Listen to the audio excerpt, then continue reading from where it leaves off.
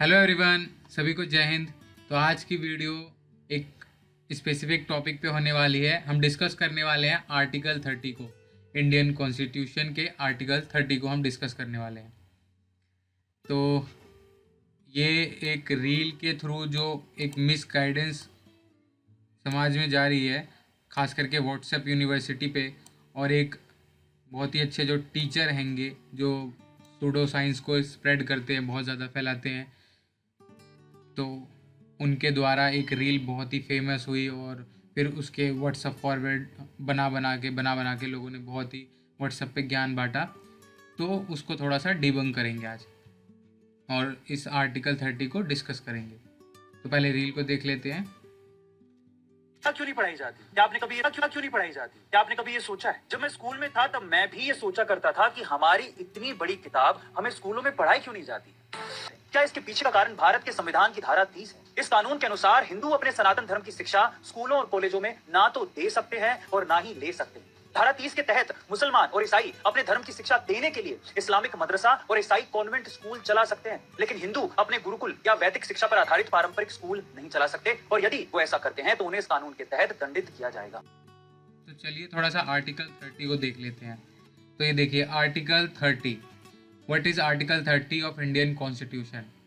तो देखिए आर्टिकल 30 क्या है। It is included in part 3 of the constitution under which the right of minorities to stabilize and administer educational institutes is described. तो article 30 में जो minorities हैं वो अपने एजुकेशनल इंस्टीट्यूट्स कैसे स्टेबलाइज कर सकते हैं, क्या रूल्स एंड रेगुलेशंस हैं, उसको यहाँ डिस्कस किया हुआ है। कुछ और यहाँ पर जो लाइन्स है वो पढ़ लेते हैं। Article 31 of the constitution India gives linguistic and religious minorities a fundamental right to stabilize and administer educational institutes of their choice।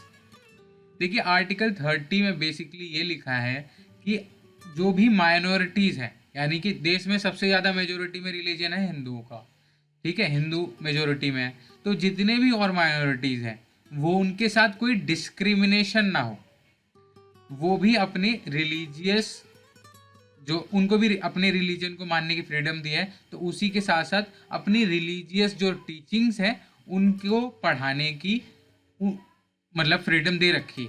लेकिन अब जो इसमें ये जो मिस गाइडेंस करने वाली ये जो बात इन्होंने बोली कि क्यों नहीं स्कूलों में पढ़ाया जाता हिंदूज की टेक्स्ट बुक को, गीता को या और कोई चीज़ें जो वेद पुराण हैंगे, और उनको पढ़ाने पे सरकार मतलब बैन लगा रखी है और पढ़ाने वालों को जेल कर देंगे। तो ये तो पूरी ही गलत बात है, ये तो पूरा ही मतलब एकदम डायरेक्ट झूठ है। अच्छा ये बताइए इस देश में क्या ऐसे जो गुरुकुल टाइप स्कूल्स हैं नहीं? चलिए इस टॉपिक को, इस कॉन्वर्जेशन को मैं थोड़ा सा अभी आगे बोलूँगा। पहले मैं आपको थोड़ा सा क्लैरिफाई करता हूँ इसी के साथ जो बात हैगी आर्टिकल 28। तो देखिए एक और चीज़, आर्टिकल 28 के सेक्शन में इसको मेंशन किया है कि ये कोई भी जो पब्लिक फंडेड है, यानी कि गवर्नमेंट जिस इंस्टीट्यूशन को फंड कर रही है, चाहे वो स्कूल हो, कॉलेज हो, यूनिवर्सिटीज़ हो, उनमें कोई भी स्पेसिफिक रिलीजन, कोई एक रिलीजन, चाहे वो मेजॉरिटी हो, माइनॉरिटी हो, कोई भी हो, उसकी रिलीजियस एक्टिविटीज़ प्रमोट नहीं की जाएंगी। क्योंकि देखिए कॉन्स्टिट्यूशन के हिसाब से we the people of India, ये एक सेकुलर है कॉन्स्टिट्यूशन है, ज़रूरी नहीं है जो मेजॉरिटी में रिलीजन है उसकी चीज़ें चलेंगी। तो उसी तरह जो टैक्स पेयर के पैसे से, टैक्स पेयर तो सभी हैं, हिंदू मुसलमान जितने हैं सभी, कोई टैक्स इस बेस पे थोड़ी कलेक्ट होता है कि कौन हिंदू है कौन मुसलमान है। उन टैक्स के पैसे से गवर्नमेंट को जाता है फंड, और गवर्नमेंट जब फंड देती है स्कूल्स कॉलेजेस को, पब्लिक जो इंस्टीट्यूशन है, तो उनमें ये चीज़ बैन कर रखी है कि आप किसी स्पेसिफिक रिलीजन को प्रमोट नहीं कर सकते। ये बिल्कुल सीधी सी बात है। अब इसी का 28 का ही सब सेक्शन, जो 28 का ही जो सब सेक्शन है 3, 28 के थर्ड उसमें दे रखा है no person attending any educational institution. आप इसको पूरा पढ़ लीजिएगा। तो ये देखिए जो आर्टिकल 28 का जो थर्ड सब सेक्शन है उसमें ये चीज़ मेंशन की हुई है कि जितने भी ये जो हैंगे रिलीजियस जो टीचिंग्स प्रोवाइड करते हैं, इनके खुद के प्राइवेट इंस्टीट्यूशंस हैं, चाहे वो मदरसे की ले बात कर लीजिए, चाहे ये जो क्रिश्चियंस का जो स्कूल्स वगैरह हैं, ये सब क्या है, प्राइवेट हैंगे। ये उनके द्वारा ही फंड किए जाते हैं, उनके कुछ ग्रुप ऑफ पीपल्स के द्वारा फंड किए जाते हैं, ये पब्लिक नहीं है। तो इसीलिए ये, और अकॉर्डिंग टू आर्टिकल 30 आप रिलीजियस टीचिंग्स को आगे मतलब अपने ग्रुप्स में प्रोवाइड कर सकते हैं, लेकिन पब्लिक स्कूल्स या इंस्टीट्यूशंस में नहीं, सिर्फ अपने स्पेसिफिक ग्रुप ऑफ पीपल के द्वारा जो फंडेड स्कूल्स हैं, कॉलेजेस हैं, उनमें ये चीज़ आप कर सकते हैं। अब हाँ, जो मेन मुद्दा था कि ये जो बोला गया था कि आर्टिकल 30 के हिसाब से हम गीता या वेद पुराण वगैरह नहीं पढ़ा सकते, तो आपको ये तो समझ आ गया कि पब्लिक में नहीं पढ़ा सकते, पब्लिक इंस्टीट्यूशन में नहीं पढ़ा सकते। प्राइवेट आप अपने स्कूल खोलिए, आपके जो सेल्फ फंडेड है वहाँ पढ़ा सकते हैं, और जेल चले जाएंगे, ये जो बोला गया था उल्टी सीधी चीज़ें। मैं आपको एक चीज़ याद दिलाना चाहूँगा कि शायद आपको पता नहीं है, जो इतने आप वीडियो देख रहे हैं या जितने इस चीज़ से इन्फ्लुएंस हो जा रहे हैं, कि इस देश में ऐसे बहुत से इंस्टीट्यूशंस हैंगे जहाँ गुरुकुल जैसी शिक्षा दी जाती है, एकदम बैठाना या जितनी भी रिलीजियस चीज़ें हैं, जो रिचुअल्स हैं, उस तरीके से चीज़ें पढ़ाई जाती हैं। पास्ट में अगर इसका एग्जाम्पल दूँ, बहुत ही घटिया एग्जाम्पल है, लेकिन मैं बताना चाहूँगा, ये जो आसाराम का जो आसाराम या और भी बहुत सारे बाबा हैं, इन सब के स्कूल्स चलते हैं और इनमें गुरुकुल टाइप जैसी चीज़ें सिखाई जाती हैं।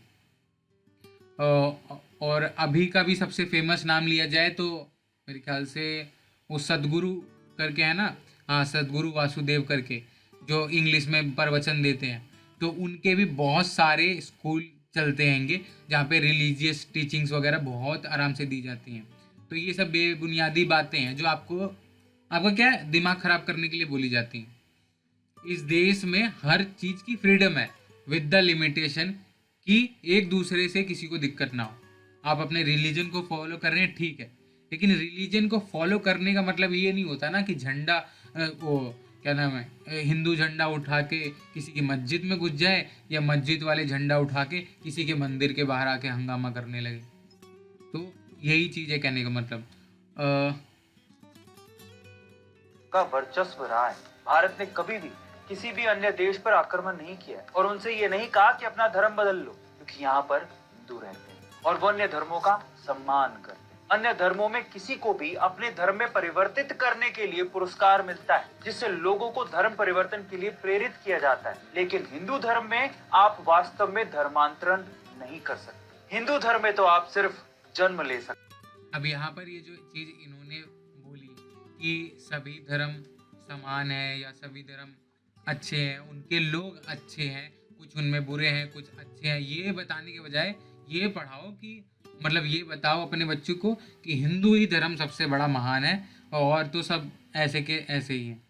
तो देखिए, ये एक वो ही है कि ज़बरदस्ती प्राइड करने वाली बात, और जो चीज़ें हैं उनको मतलब उस पर पर्दा डाल दो, और किसी चीज़ के बारे में एक पढ़ने की इच्छा ख़त्म हो जाना, जानने की इच्छा ख़त्म हो जाना, किसी चीज़ को लेकर क्रिटिकली सोच पाना, उस अपने हिसाब से डिसीजन ले पाना, ये सब चीज़ें ख़त्म हो जाती हैं।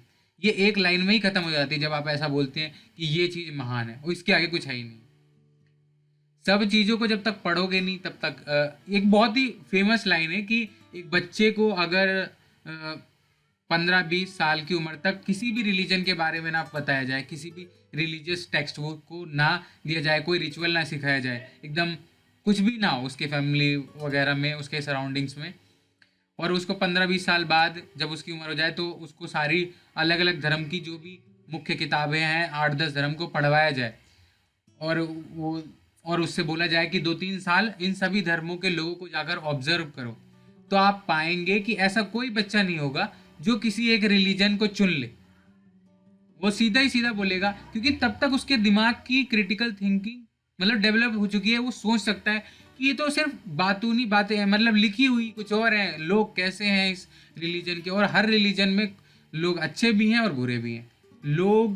लोगों ने रिलीजन को बनाया भाई, रिलीजन ऊपर से नहीं टपका था। ये जो है ना कि हिंदू धर्म में सिर्फ पैदा हो सकते हैं, धर्म परिवर्तन नहीं हो सकता। मैं एक वीडियो दिखाता हूँ आपको क्या चल रहा है आजकल हमारे देश में। हिंदू धर्म में तो आप सिर्फ जन्म ले सकते हैं। रायपुर के बाबा बागेश्वर दरबार से धर्म परिवर्तन का वीडियो सामने आया है।